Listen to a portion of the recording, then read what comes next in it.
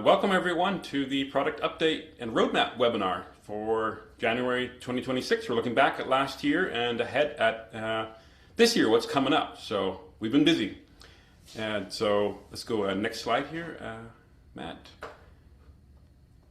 And so yeah, I'm Wim, founder of Top Left. I started it because we need it in our own MSP, so we still use it today in our MSPs. And joining me today is Matt Fox, who will be doing most of the presenting. And so he's our VP of Product and Engineering. So great opportunity to ask any questions, put us on the hot seat. And so yeah, just go next here, Matt. Yeah. And yeah, use the Zoom Q&A for any questions. We'll see if it fits in with what we're talking about. Otherwise, we'll get them at the end. And again, if you're just joined here a bit late, yeah, pop in the chat. What are you looking forward to? Any particular feature? And if you're not aware of our announcements website, subscribe to that, announcements.topleft.team, where you get notified of updates and all the things going on. So, and you can also submit feature requests. I'll show you that later as well. And obviously you can email questions, feedback to help@topleft.team, and the dev team will respond directly on any questions there on the product. So with that, I'm excited to hand it over to Matt to go through everything he's been cooking the last year, well, maybe 2 years, with the early visions on this. So welcome, Matt. Yeah. Hey, thanks, Wim. Yeah, it's, looking back, it's definitely been a year since we've been working on some of this stuff. I don't think it's been quite 2 years since we've actually worked on it, but we've definitely been thinking about some of these things for 2 years or even more. Some of you may know we've been doing this for some time. I think we launched first versions of this 2018-ish, and it's built up. And this is starting to see our fuller vision come to life, because we have we're going to continue developing, and we've got some good ideas. And some of the things that we wanted to do, we weren't unable to do with how the old system worked. So some of it's pretty big change, and I look forward to sharing that with you. I'll start out though just talking about some of the other things that we did last year. We weren't working only on the big new UI and architecture and whatnot. We did do a couple of other things. One that's kind of smaller, using your own email domain. I just want to mention that so that you all know about it. When you send out emails to, I should say, in Top Left, when your engineers send emails to your customers, generally for time entries and notes on tickets, by default, we just send that out with the domain at topleft.team. But we knew that sometimes that kind of makes your customers look twice, because they don't know what Top Left is, and it might trigger even some of the like phishing detection stuff that you've set up for them. So we want to avoid that. So we do have a way now that you can let the emails from Top Left actually be sent by your from an email address at your own domain. And so if you want to set that up, the only thing that you need to do is you have to be able to edit some DNS entries on your domain. And other than that, it's super easy. Just email us at help@topleft.team if you want to set that up.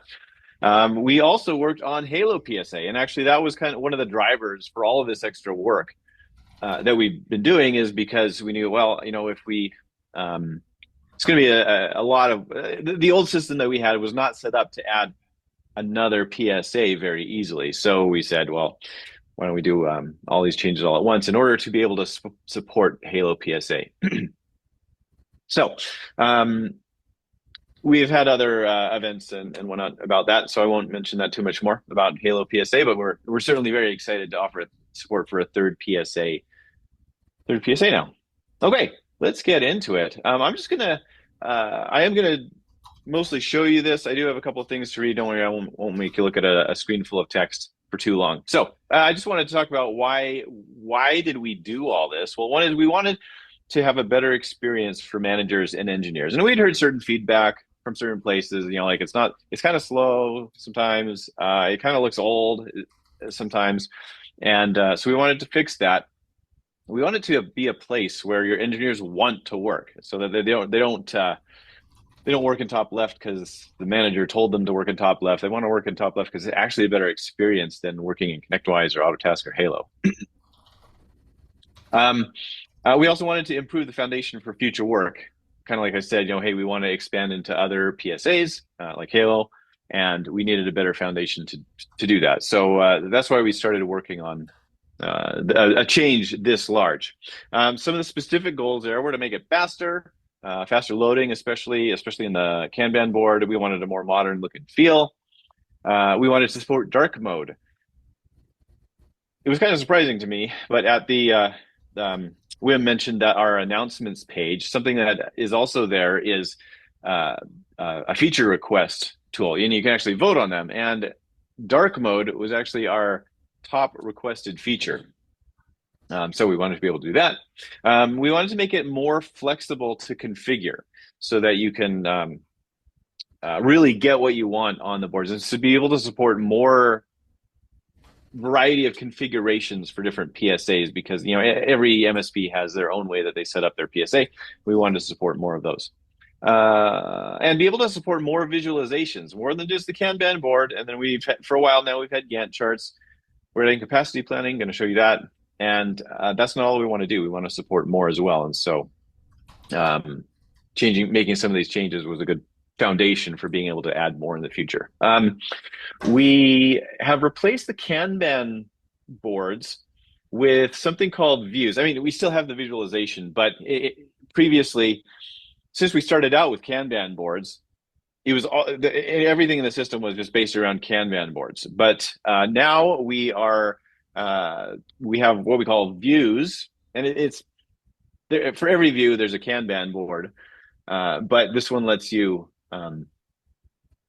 like I said, is more flexible, and I'll get into the details of that in a second. So that's why you see up here in the new UI a menu called views. If you want to go and add a view, you can click create view. So if you think of that, if you're familiar with the old UI and you think of a view as a replacement for the Kanban board, you're not too far off. Here, like I mentioned here, we want to do other visualizations. So now the Gantt view and the capacity planning view, we call them first-class citizens. They're well supported. They're not just some sort of afterthought that we tagged on afterwards, which the Gantt charts kind of were in the old UI. And yeah, we're planning more, which I'll mention towards the end. And we also have, it's not just a new skin or new look and feel. It is very much an improved internal architecture in the software, and that is letting us work a lot better, and our development velocity has increased because we just kind of rethought how things worked, and it's much better now. And we're moving faster. Okay, I'll show you a bit more here from the new UI. So one of the biggest things, I'll just go through this and then I'll show you these things. So we have, when you set up a view, which is kind of like setting up a Kanban board in the old UI, you have, we now have a query builder. Because we heard requests for a long, long time that it'd be nice to have a more flexible way to set things up. So we support Boolean logic and flexible matches, and it's easier to see what's actually configured. Also, you can override the grouping, or basically like the swim lanes or the horizontal groups. You can is more flexible because now you don't just the administrator who makes the view doesn't just set that and it's the same for everybody. I'll explain why that matters in a bit. You can customize how engineers or manager, or basically how people are associated with their tickets. There's some options about that. Mapping out the workflows or the columns to their statuses is optional, and we have the work in progress limits. If you want to use those are automatic when they automatically become per person in certain configurations which you previously had to do manually. Okay, so let me jump over. I will explain each of these in turn now. So the query builder. So I'll go over here and create a view. And at the moment we support viewing a couple of different types of records here. I'm just using our ConnectWise environment. Autotask will be a little bit different, Halo as well. I'll click tickets, because that's the most common. This is the new form for setting up a view. Let me show you what I mean by the flexible filters. Actually, you know what? I'm going to refer to one that's already set up. Okay, so you might recognize this. I know that ConnectWise, I assume Autotask also has a form like this where you can set up a very customizable search. It's actually, you want to say, I know I have all of these tickets in my database, and I just want to see a few of them. And this is the definition of what I want to see. And now you can do that in top left as well. The previous way to specify that was you could basically only say, I want to look at like how this ticket relates to, say, companies. So you could say, I want to see tickets for these companies, or ConnectWise boards or Autotask queues. I want to see the tickets that are in these boards or these queues or whatever. But that's all you could do. There was no way, for example, to say, I want to see everything except what's in a certain view. And so that was fairly limiting. You also couldn't do Boolean matches like using or logic or and logic, things like that. And you can do all of these things here. So you can set this up with we have quite a variety of filters here. You can choose a company, specific projects. ConnectWise board is a common one. Project status. So if you're setting up a board that shows project tickets, you can say, I only show me the project tickets that are for projects in a certain status. That's pretty common. And there's flexible matches here. We can say it starts with, it ends with, contains, does not contain, equal, or in, which would mean you can select multiple options here. You might use that if you're saying match a certain company, and I want to do these three companies. So the ticket is in company 1 or 2 or 3 or whatever. There are also some numeric matches here, which is a brand new thing. You could say I want it to be anything created after. I guess that would be today. Maybe I want to say a couple weeks ago. Any tickets that are created from the night, I guess after the 19th, so the 20th or later. In our and by the way, we also have a preview over here. So this is new because I know it wasn't always obvious in the old mode what you were actually matching when you did this. There you had to go set up your filters, then jump over to the board to see what you actually matched, and then go back if you wanted to. So it was kind of back and forth. But here now we have this preview screen, and it's useful. I mean, I just kind of accidentally made a change there, and now I can see, okay, I'm only matching one ticket here. So it gives you a preview. So I think that said, this just makes it a lot easier to see what you're actually matching, because in the old UI, if you didn't quite get what you wanted to see, you had to go through all of the list of filters, and there were still quite a few in the old UI, and just see, okay, is this filter used? No, okay, going on the next one. So it was not always clear what you actually had set up in order to match. But here, everything that you're using is right here. Makes that much, much easier. And by the way, ConnectWise board here, there's a match on ConnectWise board. That is such a common thing to do that we are adding a new field that only matches on ConnectWise board, just to make that easier. And actually for our ConnectWise users, that is sometimes like all you have to do. You just want to see everything that's on one ConnectWise board. So we're making that a bit easier for that particular case. For our Autotask customers, for service tickets, it will match on the Autotask queue. So if you only want to see tickets from a certain queue, that'll be really easy as well. It's not in this version just yet because I'm still working on it. That's probably what I'm going to do when I get off this webinar. So just be aware, we are still making that sort of improvement. That'll make that even easier. Okay, on to the grouping. So in the old UI, we referred to this more as swim lanes, but that was kind of agile jargon, so we've simplified it a little bit. It's essentially the same thing. How do you want to group the tickets on your Kanban board, or indeed your Gantt chart? It's used there as well. These are your options here. So a common one is to say, I want to group them by member. And then you'll see lanes for each member who has tickets assigned, as well as a lane for tickets that aren't assigned to anybody. Now, in the previous UI, if you made this choice as an administrator who can set up the boards, it appeared that way for everybody. And there was no way to change it other than changing the whole board. So that was the result of that was that sometimes you wanted to see the same board essentially, but you had a few different use cases for it, and you wanted to sometimes show it by member, sometimes you wanted to show by company or by priority. And so that could lead to a bit of an explosion of boards, which are almost identical except for the group. And that was quite common. We saw a lot of customers doing that. In fact, I think we even recommended to do that in certain cases in our setup instructions. That's not a great experience. So now this field can be overridden by the user, which is might be you or might be anybody on our team or whatever. So that's not fixed anymore. I'll show you how that's changed. But the benefit there is that on one hand, you can change it easily. The other benefit is that you don't have to make a whole bunch of boards that are almost exactly the same. Yeah, jump in. I think we have one client who has like 80 or 100 boards because of this, and they could probably get down to like 10. Yeah, that particular one. Well, we saw the same sort of case if you made matches for individual members on teams, and there are other ways now to get around that too. So we have tried to make that a lot better for a couple of different cases. Yeah. Okay, so another one here that's brand new, we never did anything like this in the old UI, is the member association field. And we did this because like I said, we know that every MSP is a little bit different. Even different teams within MSPs are different. Some MSPs or teams would would associate people with tickets based on just an assignment. Okay, so like in ConnectWise, you can have multiple people assigned. Even in a lot of cases, you would just assign one person, even though you could assign many.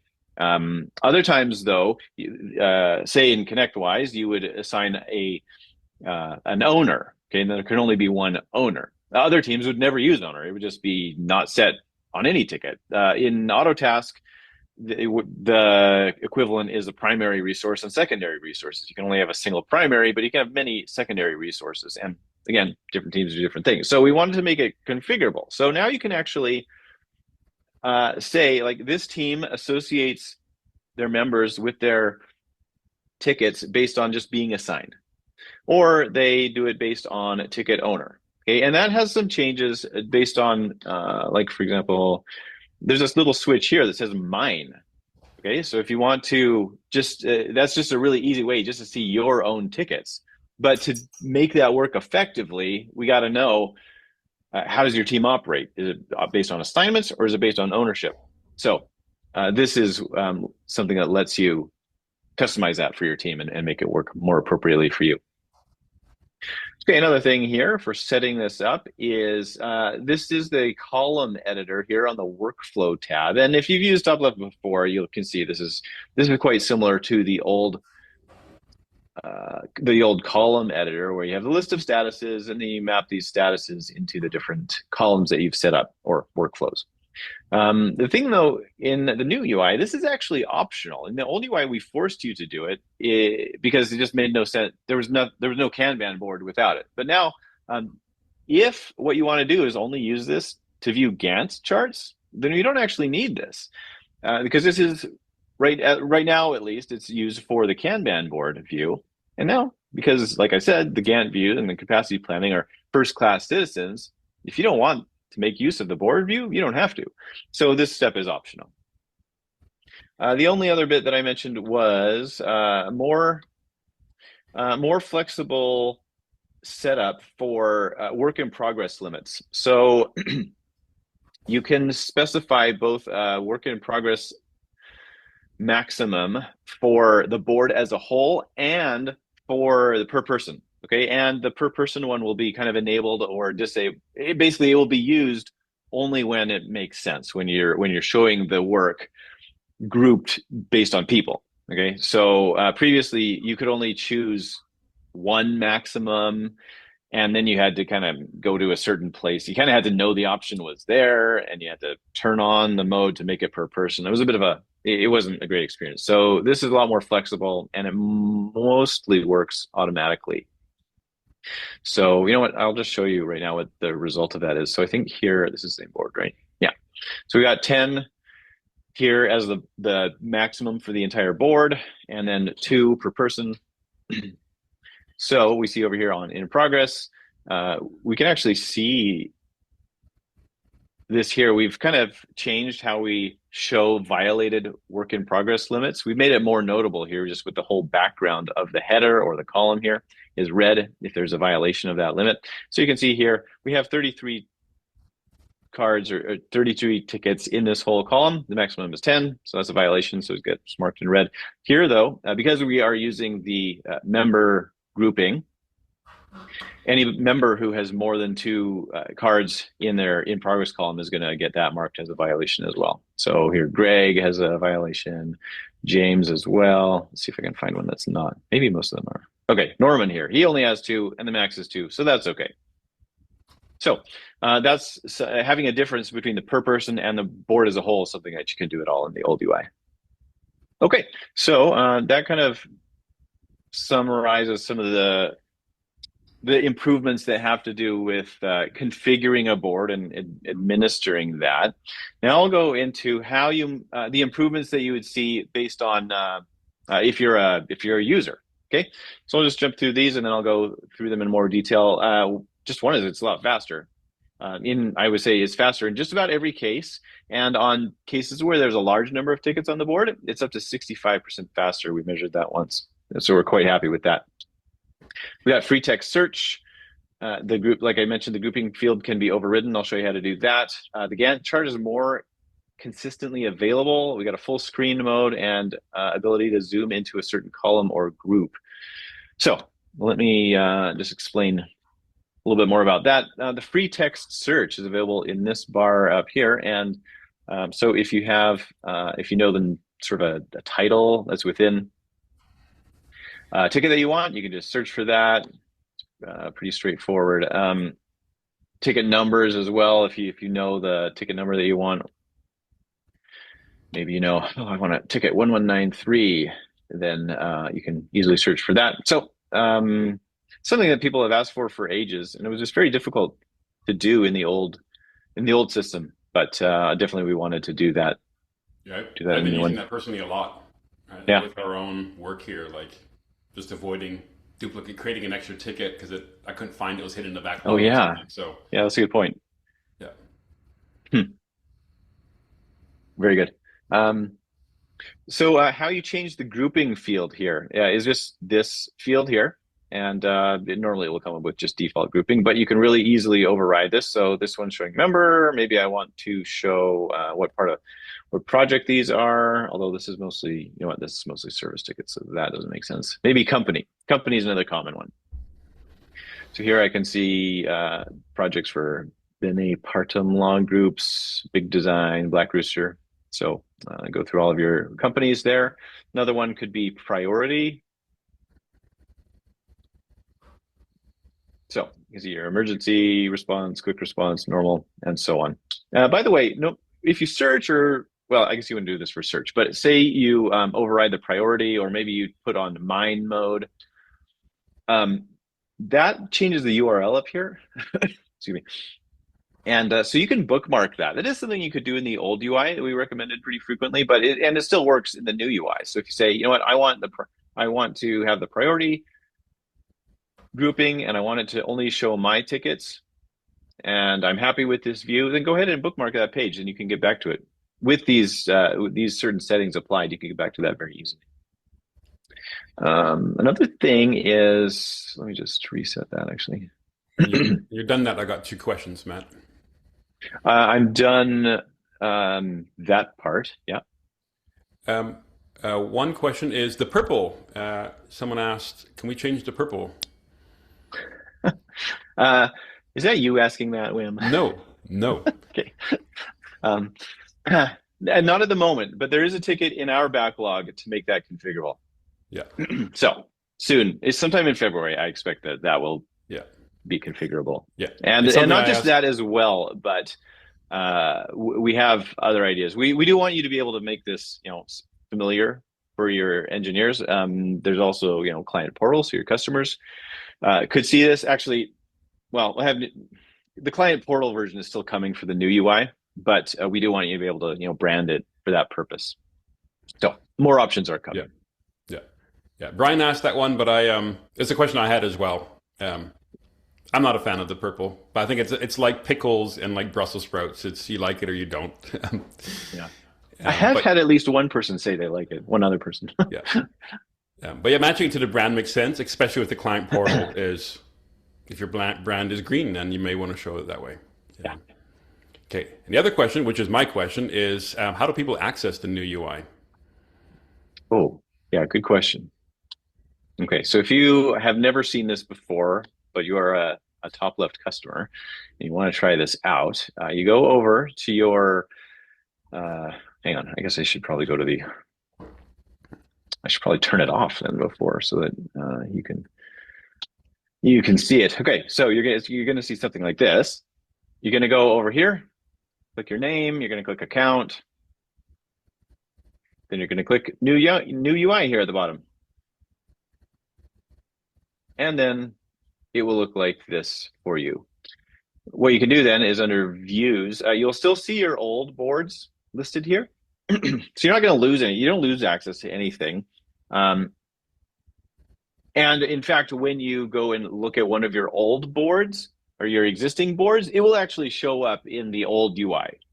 We are planning to make some improvements in that regard so that we can actually show all the old boards even in the new UI. But at the moment, that doesn't work. The old ones will still show up in the old UI, and it will be these new views that show up in the new UI. So you just come over here, you'll see a link for create view if you're an administrator or a manager of a team, and you can click create view, and then you can get started. Yeah. So that's how you access that. And then in our demo environment, I guess we'd recommend that as well as creating a new team for those boards is what maybe it could be helpful so they're in one area. But you can see in our board, if you go back to the view menu, Matt, is we got these sparkles on the new UI boards, and that's just actually you can put any emoji into your board titles or your view titles, I should say. Yeah, so you can use these emojis anywhere. So pick your favorite emoji from, just go online, find it, and you can put it right into those text fields. Any text field supports emojis, which I just discovered. Actually, a client was doing that 2 months ago, and I'm like, how are you doing that? And it was like an Easter egg, so that was fun to discover. Yeah, so we just tagged our new ones, like Wim said, with that emoji, and it's pretty easy to find. Okay, so I was getting on to go back here. Oh yeah, the consistency of the Gantt chart. So in the old UI, the Gantt chart, like I mentioned, was a little bit of an add-on, and we didn't have a chance to really think it through very thoroughly about how we'd want to do that. So it's available in certain contexts, kind of if you know where the button is. Sometimes the button's not there, and it's probably a little confusing. That's no longer the case. Now, in any time you can see a Kanban board, you can see a Gantt chart for that, and it's available under here. So if I click on board under here, then I can always click Gantt. And so that'll just pull up this this view. And so you can see just tickets that have start and stop date. You can see everything by dates here. Probably would make sense to group them in a bit of a more a better way. So if I group them by member here, then I can see like Greg Smith here. He has got certain, I got to zoom in a bit because it's pretty wide here. Yeah, so Greg Smith, and you can see his tickets got just when they're scheduled, just like you'd expect in a Gantt chart. I will say we are planning some pretty significant upgrades to the Gantt chart in February, so it's coming up pretty quick, and so fairly soon it won't look exactly like this, but it will be better. Everything that we're going to do is an improvement. It'll be more consistent with our capacity planner, that is, which I'll show you. And because we've collected a lot of feedback over the years, and years that the Gantt chart has been available, and we plan to take that into account. Oh yeah, so I was going to say back on the board view, You can now zoom into, go back to the member grouping. You can zoom into whole groups here if you want. So if I only want to see Greg Smith's tickets, then I can just click this, and I see only Greg's tickets. So fairly straightforward. I can do the same thing if I only want to see Greg's. Let's say, you know what, somebody who has a bit more. Let's say James has 7 tickets here in progress. So I just want to see those 7 tickets. I can click that icon there on the column, and now I can just see those 7 tickets. So whether it's a group or a column, you can zoom into that.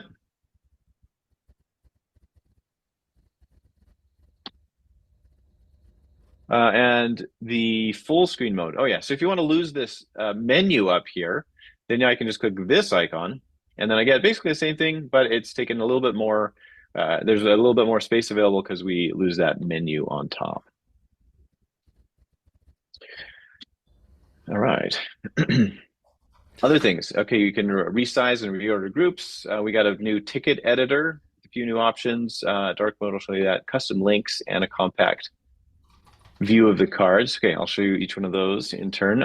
A big improvement here is that you can resize these groups, and it'll remember your settings. You can also reorder them. That's pretty big. So if I want to always see, for whatever reason, I just want to see Greg Smith at the top all the time, then I can do that. Just got to drag it up there. Totally flexible, and it'll always remember however you drag it, it'll always remember that. I mentioned the improved ticket editor. So if I just click on a card, then I get this editor, which is similar to the old one, but it lets me change all sorts of details on these tickets. There's more options here than were available in the old one. This obviously, these fields are all just specific to ConnectWise. You can also enter time and notes. Engineers obviously are going to use that quite a bit. You can see existing notes. You can also dispatch, meaning assign people. You can give it an owner, different members. You can set it for the team. Again, this is ConnectWise, and you can dispatch to certain people. So if I want to assign this to James, for example, on today, I can select that, and then I get this view of what times is James busy. So I make sure that I don't schedule it in one of those times. I can just click here, and if I was to click save, it would just make a service call or a scheduled assignment for James there. Real easy. Also, file attachments. So if I want to look at the attachments on that ticket, I can see that really easily here, or is in fact add attachments. I mentioned dark modes. Let me show you that. So yeah, pretty straightforward. I'm sure you're familiar with what dark mode is like. It's kind of funny. I am a dark mode fan personally, but when I'm working in here and building top left, I never actually use it. I always use light mode, even though I am personally a fan of dark mode. Another thing here is custom links. Now this is totally new in the new UI, not supported in the old UI at all. Sometimes you have other systems that deal with tickets. So, ConnectWise and top left, in addition to ConnectWise and top left, maybe you have like Nillier, and you want to be able to open the ticket in Nillier real easily. So we now support that. This is just new, I think in the last week, where you can set up links to whatever you want. And it will, there's a little, when you set up the link, there's a placeholder, so you can pop in the appropriate number of the ticket, and it will open it there. So you get the link here. You would also see the link up here when you have the editor open. So we've seen people use that for Nillier, or like Desk Director would be another example. Other things like that. You could get creative as well, like your own apps, your SharePoint, your Slack, your Teams. Put it in there. If it doesn't do what you want, let us know with whatever you want to link to. Just a quick time check here, Matt. We got about 15 minutes left, so we got some time for Q&A. Perfect. Okay, we'll keep moving then. Another thing I wanted to mention just is an adaptation for the to see more of your work on the board at once. Sometimes you might not need to see all of these labels here, like how long it's been completed or what company it's for or what contact. And you can do that if I just click advanced. I can click to only show the essential card labels. And in that mode, we just drop all of that stuff and just have really small cards here. So that's something that can help you see more on one screen. Okay, so we'll keep moving on. Stuff that's still to come. We are going to be building out all of these things. One is some helper tools to migrate you from the old UI to the new UI, so they don't actually have to go and build a new view to take advantage of this. You'll actually be able to use the old views and not have to do anything, or automatically convert the old views into the new ones. For auto task, we don't yet support the combined ticket and task boards, so we're going to be doing that coming up in the next month or two.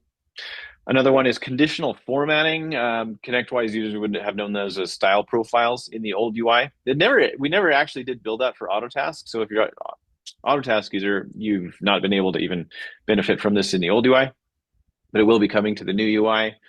That editor that I showed you, sometimes you just want to pop up that editor in a brand new tab so that you can go right back to the board and do other work. So we're going to support that. UDFs, or user-defined fields, you probably use that. All of the PSAs support them, and we want to support that in more contexts than we support now. We also want to bring the support for the client portal to it. At the moment, client portal only works for the old UI, but we're going to support it in the new UI. And the metrics that you can see in the old UI about the board or group or columns, probably the most common example of that is if you want to add up all of the budget hours for whatever tickets are in a column, for example. Hey, you got like 10 tickets here and the total budget hours is 27 hours, for example. That's not supported yet, but we are going to build that out. Okay, getting into capacity planning. So we've heard over and over and over from customers, and in fact have the same problem ourselves, that it's very difficult to plan out your work with any confidence more than, in the kind of the range of 2 weeks to 3 months, sometimes even more. You don't, based on what projects you have been requested or what you've sold, you probably know something about how many hours are involved in those projects. You may have some idea of when you like to start and stop those projects, and you know what people you have available, but there's no way to combine that information to know if, in the current setup, is it actually realistic? And if it's not realistic, to be able to change things so it is actually realistic. So you don't have your senior engineer obligated for 80 hours in 2 weeks in a row. Like that's obviously not going to happen. If your plan depends on that, you need a new plan. But there's no tools to help you with this. Lots of people have made their own spreadsheets to help deal with this, but that's not great if you have the data already, and you do. So we wanted to build out a tool to help with that. So what we've done is we've made a tool that's based on project dates, time estimates, and the availability of your engineers to give you a good visual about if your plan is reasonable. Also, we let you work around PSA limitations. For example, that a project can't have a time estimate until you actually give it build out all its tickets. That's not very convenient. So we've have a way to work around that. And just so you're aware, this is going to be offered as a paid per user add-on once the beta period ends. So let's get into it. Let me show you. Okay, so this is available for the whole project portfolio. Just like all of the other views in top left now, it's based on these, for the other visualizations, it's based on the view, so it's very, very flexible.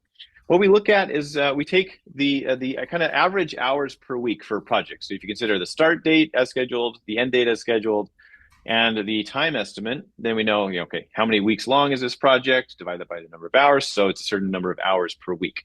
And we look at who's assigned to those projects, or who's going to be working on those projects, and then we can just add up for every project in a certain time period where so and so is assigned to these projects. Add up the time hours per week for those projects, and then we know what are they obligated to do given the existing schedule.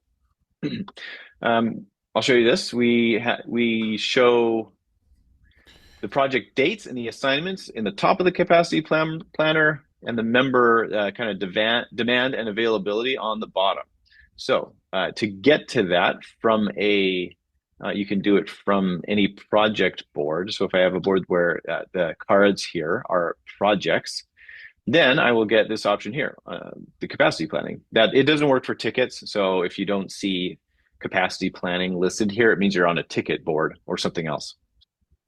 But you get this view. So let me explain a little bit. Like I said, on the top section, we list out the projects and their dates and who they're assigned to. So here we do have a couple of projects that aren't assigned to anybody. And then we have projects that are assigned to James. And so James is a pretty busy guy. He's got quite a few things here at the moment. He's got whatever 10 projects on the go. Scroll down, we see Nicole. Scroll down, we see Norman. It is possible for multiple people to be assigned to a project, so you might see a single project listed twice in here. If I hover over one of these, I can see the time estimate and the dates, and then the kind of the resulting hours per week. So this one, as an example, is just over 2 hours a week for Nicole. The gray ones, the gray bars here, are projects that don't have any time estimate. Some of them are just our kind of demo data here, but that can make it clear for you when you're doing this, what projects don't have any time estimate. Then below, in this section, we have our members listed and how, basically on each week, how many hours per week are they added, is their obligation based on the current schedule. So if I hover over this for Norman as an example here, I can see that Norman, based on the schedule and what he's assigned to, he's obligated for about 23 and a half hours of work in this week. At the moment, we just kind of have a fixed value. Well, you can customize it for each, for kind of per member. The 32, we can just kind of say, okay, 32 is the maximum. That gives you some time for some admin time. If 32 doesn't work for you right now, that can be changed. And you can see here the breakdown, 17 hours from a particular project, and the rest of them are kind of smaller projects. We can see here that Sheila is over allocated. She's got 37 hours, which is more than the 32, which is our threshold right now. So that's a problem. So that's why it shows up in red here. So it makes it really, really obvious. Okay, it would. I think, unless you've developed some very effective way of looking at your ConnectWise data, if you wanted to get this just for a single week, this would take you hours and hours and hours. So this is really powerful, because now we can see, okay, we have a number of people who are underutilized here, like James. He's only kind of properly utilized here back out in April, and up until then he can take on more work, whereas Sheila here, we got a problem. She's over allocated, and we need to reduce her allocation either by changing the dates on those projects or changing who they're assigned to. So either of those things is fairly easily. I can just click on the bar here if I want to let's see, I can change who is I might be looking at manager here. Actually, okay, I can change the manager. Coming up fairly soon, we'll be able to change who is on the project team, because we do also look at that, who's on the project team. That's specific to ConnectWise, and we're going to be adding some tools to be able to change that here. So I can do that. I can also just drag some of these projects left or right, or I can drag to change the end date. That will change that. Actually, let me give you an example here. Find one. If Sheila is overbooked here, let me find one of the projects for her. Yeah, this SharePoint, that's a pretty big one. Yeah, so move that down here, and so it cleared up Sheila's week. Now she's still kind of overbooked in this part, but I can work on that. So it gives you kind of basically real-time feedback on the changes that you make. Now, if you've used our Gantt charts, then you know that whenever you make a movement in a Gantt chart, it basically goes back to your ConnectWise and applies that immediately. That wouldn't really work here. You kind of do, when you're doing this sort of work, you do need a chance to move projects around and kind of experiment until you find a good schedule that is not too much for someone or too little for someone. So instead of just applying all these changes, sending that data back to ConnectWise or Autotask immediately when you make a change, it actually kind of makes a list of those.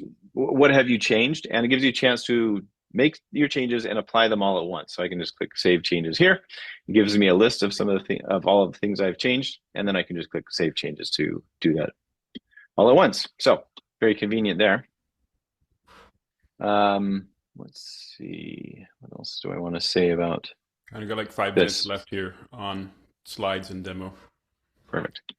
Let me show you where you can, some of the ways that we make things easier to deal with in top left than you might otherwise be able to work in your PSA. Like I mentioned, in the PSAs, typically, you can't just set a budget for a project. You actually have to set up the work breakdown, that's all the tickets that are part of it, and give budgets to those tickets, and then they add that up, and that becomes the budget for the project. But we know that's not really how you work. You probably know that you've sold a project, it needs to be done approximately a certain time, but you don't want to have to go out and make that work breakdown structure before you can do this sort of planning. So we just let you pop in a number here for a time estimate. Say if I know that this project is, SharePoint migrations is going to be about 40 hours. There we go.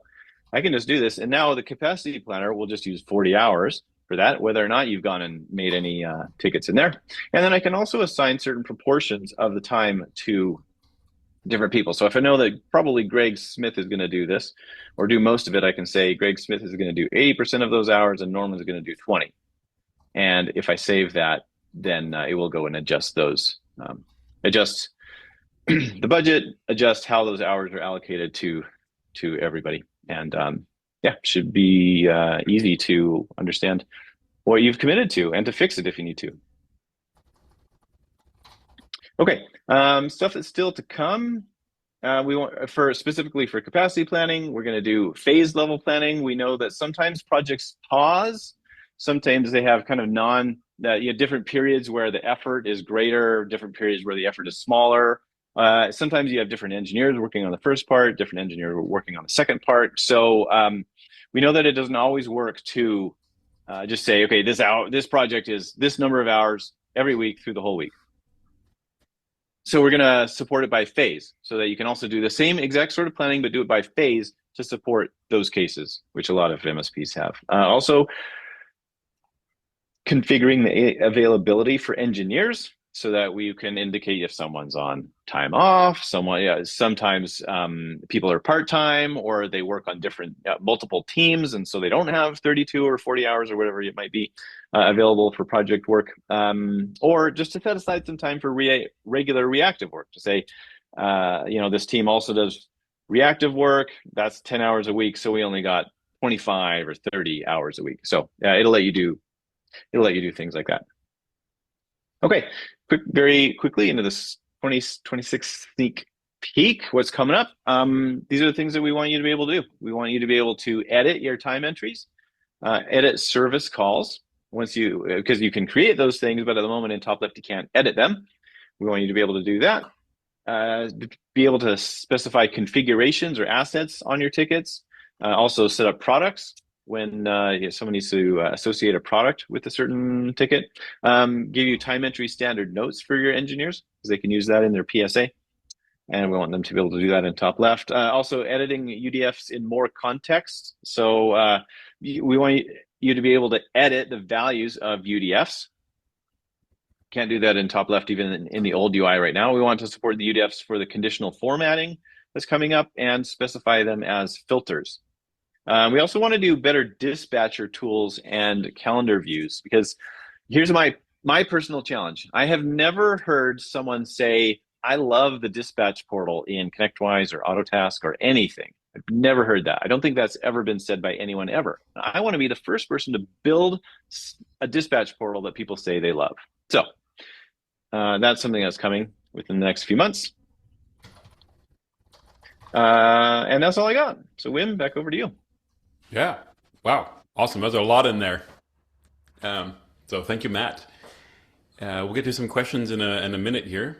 But we've mentioned the announcements website. And so showing here where you can access those in the app. With these examples, the left one is the old UI, showing there's a blinking red dot with number 5, which shows 5 unread announcements. So users can directly see those, and it's up in a new UI as well. And once you get to the announcements website, on the left you'll see the feature requests, so you can go there, submit them, vote on them, and on the top right you can subscribe, so you get an email as well about those. And that's it. So we've developed some new tools around daily habits, which is getting results with the product. It's a lot that's possible. We share those stories all the time of people doubling their revenue, improving project performance 58%, all these things. And it comes down to our daily habits. Huddles, minimizing work in progress, all those things. Having the tool helps, but there's also mindset and habits. So if you do, basically you go to this, there's an assessment, takes a few minutes, and we give you a report, and then we'll personally review it and give some action steps that you could do like next week to improve projects and service.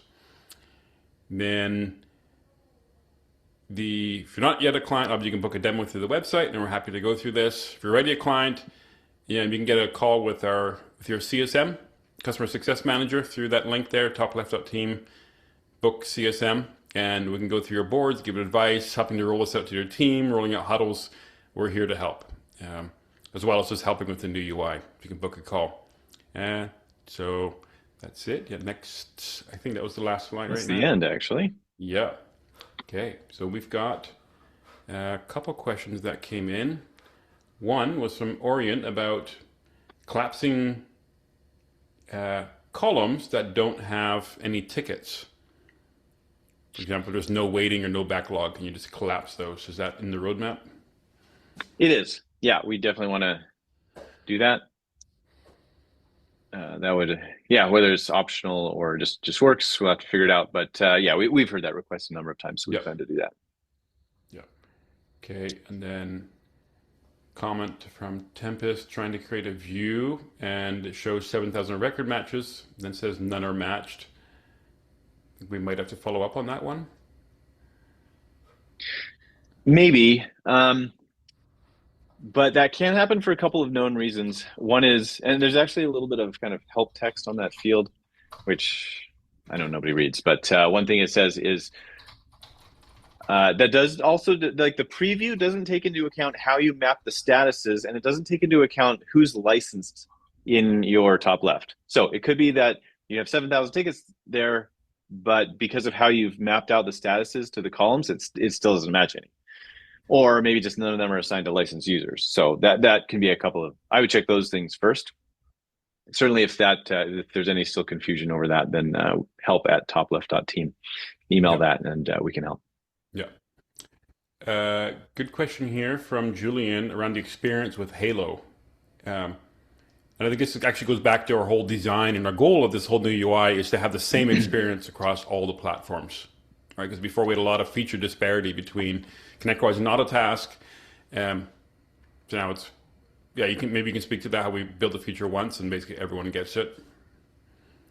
Yeah, it's substantially the same, that whole experience between ConnectWise and Autotask and Halo now in top left. That's, honestly, that's probably the core of the architectural improvement that we made is splitting it out so that the different concerns are handled differently. There are still places where they're not identical. Usually that has to do with just what's available in the APIs for the different PSAs. Like as an example, Autotask has a limited API compared to ConnectWise and ConnectWise and Halo. So there are certain things that you can do in the Autotask user interface that you can't do in top left, and it's not because we don't want to build it out. We want to, but the API doesn't exist, so we just can't. One example there would be like the checklists on project tasks. You could do checklists on service tickets in Autotask, but you can't do that on project tasks, which is unfortunate. So and certain things about time entry, there's differences. So it's not identical, but it's very similar, and certainly more similar than it was in the old UI. Yeah. Okay. So question from Tempest around, when dealing with capacity planning, will we be able to combine tickets and project tickets for the resources that are in both worlds? Yeah, that's a great question. And the answer is no, because that's not the same problem. If you're doing service, the assumption here with service tickets is that you can't wait 3 weeks to schedule a service ticket. If someone gets you a service ticket, you got to deal with it fairly soon. And the capacity planning is for things that happen more than 2 weeks out. And you're just trying to kind of gauge that you have a fairly realistic plan. So that's why in capacity planning, you won't be able to consider service tickets. However, as your projects get closer, you do need to consider the actual project tickets. So projects that you're doing within the next 2 weeks, for example, you do need to be able to mix those in with the service tickets. And you can always do that, and you've always been able to do that in top left, especially in the Kanban boards. Gantt, and it would work in Gantt as well. So for the scheduling for, say, less than 2 weeks, you can do service tickets and project tickets, just not in the capacity planner, because that's solving a different problem. Yeah. So those new views will be really helpful as we get to them this spring, probably. Okay. So one of the coming back to the experience between the PSAs, and one of our goals with this is to be able to roll out or support more PSAs easily. Building out Autotask was quite a work with the way we did it in Halo, because we had to rebuild it. But now adding another PSA would be significantly easier. So we've actually created pages on the website for all the other PSAs and even other CRMs, ERPs, Dynamics, HubSpot, Salesforce, and to see what interest there is. Because now it's a better library or development kit. We can much more easily integrate those other ones. So if you know friends that in the space that are using some other software that could benefit from this, we would love to hear. So, and yes, this recording will be posted to YouTube, the website, an email will go out, and we'll include, or at least on YouTube, a link to all the different topics, so your team can jump to those features of interest. Okay, maybe this is the last question from Tanil. If you have a resource that is both on projects and service, you could lower the capacity in the capacity planner to allow time for service. Yes, that's the goal. That even by week is saying this person only has 20 hours a week. They got 30 hours. They're on vacation or they're on a rotation for service. So per person, per week, limit on the capacity. Yeah, exactly right. And we want it to be really flexible so that you can have it different per person, because not everybody on your project team is going to have the same numbers, how much they're available for service. And even a one person might not have that same number every single week. So we do intend to make it possible to manage that pretty thoroughly. Okay. We are, and my clock beeped for my next meeting. So thank you. We covered all the questions there. Thank you everyone for hanging on, and great questions and engagement there. And we'll be posting this recording soon. So thank you, Matt, for the presentation, all the work on this great stuff. Very exciting. Yeah, of course. Thank you. Okay. Thanks everyone. See you all. Bye-bye. Yeah, bye now.